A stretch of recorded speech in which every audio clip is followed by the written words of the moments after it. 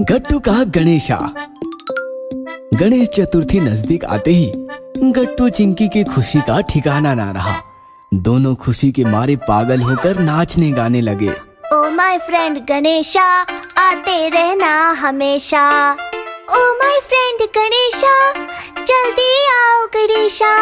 गणपति बप्पा के स्वागत के लिए सारे बच्चे ऐसे ही एक्साइटेड हो जाते हैं, क्योंकि वह गणेश जी को देवता नहीं अपना फ्रेंड मानते हैं। गट्टू चिंकी भी फ्रेंड गणेशा के स्वागत के लिए काफी एक्साइटेड थे। मम्मी पापा के साथ जाकर उन्होंने सजावट का सारा सामान खरीद लिया। मम्मी ने भी मोदक बनाने के लिए जरूरी राशन ले लिया। लेकिन जैसे ही पापा मम्मी गणेश मूर्ति खरीदने लगे, गट्टू चिंकी ने मना कर दिया। पापा, हम प्लास्टर ऑफ पेरिस की मूर्ति नहीं लेंगे, उससे जल प्रदूषण होता है। हम गणेश को पानी में विसर्जित करके घर चले आते हैं, लेकिन फिर बाद में वो पानी मूर्ति को बाहर फेंक देता है। अनजाने में लोगों के पैरों तले वो मूर्ति कुचली जाती है, टूटती है, फूटती है, उसकी मानहानि होती है। हम हमारे गणेशा की मानहानि कतई बर्दाश्त नहीं करेंगे।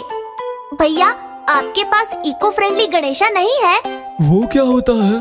अरे, वो मिट्टी से बनी हुई गणेश जी की मूर्ति होती है। नहीं, हमारे पास वो मूर्तियाँ नहीं आती। आपको लेनी है तो यही लेनी होगी। It's okay. चलिए पापा, हमारे स्कूल में एक वर्कशॉप हुई थी जिसमें मिट्टी से गणेश मूर्ति बनाना सिखाया गया था। हम हमारा गणेशा खुद अपने हाथों से बनाएंगे। बच्चों की समझदारी देखकर मम्मी पापा खुश हो गए। गणेश चतुर्थी को बस एक ही दिन बाकी था। दादी, मम्मी और गट्टू चिंकी मिलकर गणेश जी के स्वागत की तैयारियां कर रहे थे। गणेश जी का घर तैयार करके उसकी सजावट कर रहे थे। बच्चों, तुम लोग जाओ और गणेश जी की मूर्ति बनाओ। बाहर तेज धूप है आज, मूर्ति सूख जाएगी तो कल हम उसे पेंट करके उसकी स्थापना करेंगे। चल चिंकी। गट्टू चिंकी भागते हुए गार्डन में आए। गार्डन में हरी, गुड्डी, राजू और सोसाइटी के बाकी बच्चे गणेश जी की मूर्ति बना रहे थे। लेट हो गए हो तुम लोग, अब जल्दी करो। चिंकी, जाओ और मिट्टी लेकर आओ। चिंकी मिट्टी लेकर आई। गट्टू ने मिट्टी साफ की और उसमें पानी डालकर मुलायम कीचड़ तैयार किया। मटेरियल तो बन गया, अब मूर्ति बनाते हैं। गट्टू चिंकी कीचड़ को आकार देने लगे और देखते देखते 1 घंटे में उनकी गणेश जी की इको फ्रेंडली मिट्टी की मूर्ति तैयार हो गई, जो सबसे सुंदर थी। सबकी मूर्तियाँ एक साथ रखी गई और सारे बच्चों ने मूर्ति के साथ सेल्फी लेकर वह सेल्फी स्कूल के व्हाट्सएप ग्रुप और साथ साथ सोशल मीडिया पर अपलोड कर दी, ताकि दूसरे भी उनसे इंस्पायर हो सके। फिर गट्टू चिंकी अपनी मूर्ति लेकर घर चले आए। अरे वाह, बेहद सुंदर बनी है। अब इसे छत पर रखो, धूप में सूख जाएगी। दोनों जाकर मूर्ति छत पर रखाए। अंदर आकर मम्मी और दादी की हेल्प करने लगे। शाम हो गई और चिंकी गट्टू से बोली, चलो ऊपर चलकर देखते हैं, गणेश मूर्ति सूख गई होगी। दोनों जैसे ही छत पर आए, नजारा देखकर उनकी आंखों से आंसू बहने लगे, क्योंकि तेज बारिश हो गई थी, जिससे उनका फ्रेंड गणेशा पिघलकर बह चुका था। गट्टू चिंकी रोते भागते घर आए और आते ही दादी की गोद में जाकर सिसकियां भरने लगे। बच्चों, अब रोना बंद करो, इसमें तुम्हारी गलती नहीं है। जो हुआ उसे भूल जाओ। कैसे भूल जाए दादी, हमारा गणेशा स्थापना से पहले ही विसर्जित हो गया। हमें पता भी नहीं चला बाहर कब बारिश शुरू हो गई। सारी खिड़कियां पर्दों से ढकी हुई थी। डोंट वरी बच्चों, हम दूसरी मूर्ति बनाएंगे। अब ये इम्पॉसिबल है मम्मी, रात हो चुकी है, धूप भी नहीं है और कल गणेश चतुर्थी है। मूर्ति बनाई भी तो अब वो नहीं सूखेगी, फिर उसको पेंट कब करेंगे, स्थापना कब करेंगे? ये सुनकर मम्मी भी दुखी हो गई। तो क्या कोई रास्ता नहीं बचा? ऐसे कैसे? बुद्धि जागृत हो तो हजारों रास्ते निकलते हैं। गणेश जी तो बुद्धि के ही देवता है।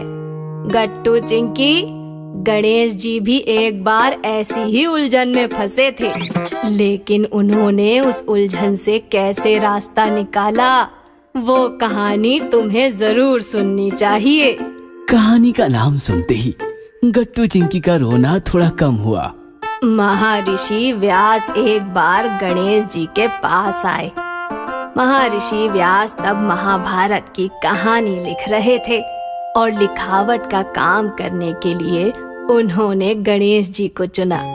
गणेश जी मान गए, लेकिन महर्षि व्यास ने शर्त रखी कि लिखते हुए उन्हें कोई भी रुकावट नहीं आनी चाहिए, क्योंकि रुकावट से उनका फ्लो टूट सकता है।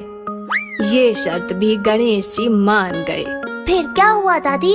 फिर क्या, महर्षि व्यास कहानी सुनाने लगे और गणेश जी फटाफट लिखने लगे।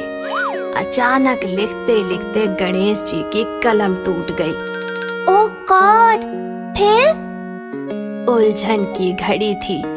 गणेश जी व्यास जी को रोकते तो व्यास जी का फ्लो टूट जाता, और नहीं रोकते तो बिना कलम के लिख भी नहीं सकते थे।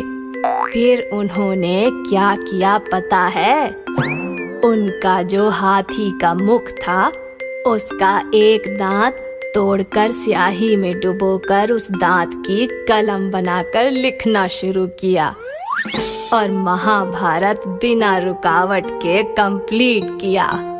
कहानी का मोरल अच्छा है, लेकिन गणेश जी के पास हाथी का मुख था, लंबे लंबे 2 दांत थे। हमारे पास तो उनके जैसा कुछ भी नहीं है। दांत नहीं, लेकिन हाथ तो है। हाथी जैसा मुख नहीं, लेकिन गणेशा जैसी कलाएं तो है। तुम दोनों पेंटिंग कर सकते हो। गणेशा की बढ़िया पेंटिंग बनाओ। हम उसी पेंटिंग की स्थापना करेंगे और उसे विसर्जित भी नहीं करना पड़ेगा। वो पेंटिंग हमेशा हमारे पास ही रहेगी। हाँ। दादी की बात सुनकर गट्टू चिंकी इंस्पायर हो गए और दोनों ने मिलकर गणेशा की बढ़िया पेंटिंग बनाई। दूसरे दिन सबने मिलकर उस पेंटिंग को मंदिर में स्थापित किया। मोदक का नैवेद्य दिखाकर विधिवत पूजन किया और गट्टू चिंकी ने जय जयकार करते हुए गणपति बप्पा का स्वागत किया। गणपति बप्पा मोरया, मंगल मूर्ति मोरया। अगर आपको हमारी वीडियोस पसंद आ रहे हैं तो इन्हें लाइक करें, कमेंट करें और सब्सक्राइब करें